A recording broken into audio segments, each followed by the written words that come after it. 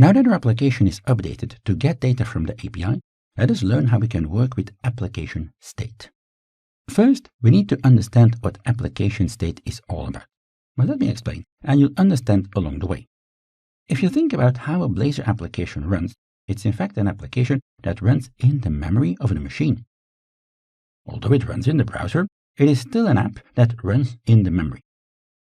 If you think about this for a minute, that means that even though if we change pages in the Blazor app, the app itself stays the same app.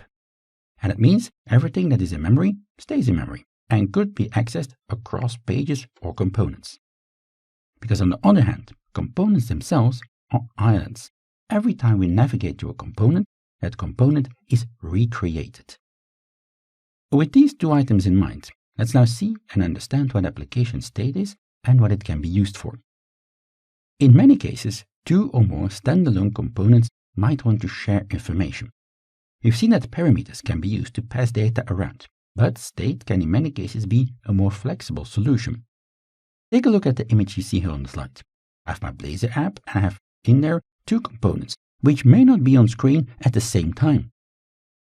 If component 1 wants to store information for later use by another component, it can do so by storing that data, well, in the application's memory.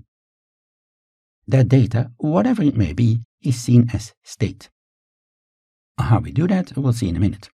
But then, component 2 arrives on the scene, perhaps component 1 is gone and forgotten. But since we're still running the same application, the state is therefore still there, and component 2 can just access that state. There are no built-in classes or helpers to work with state. We're in fact going to have to rely on basic stuff we already know. Your state class will be a regular class. I've called it here application state.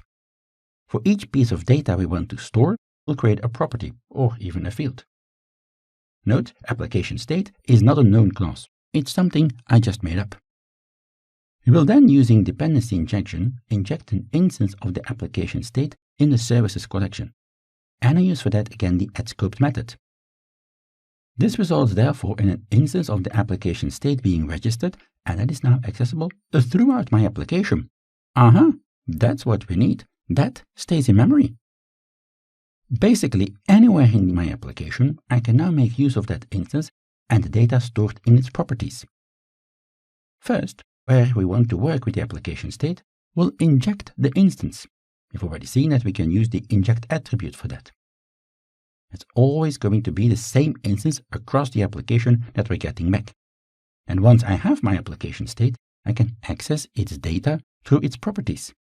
We can now, using state, share data between components that don't know about one another, so without parameters, that is.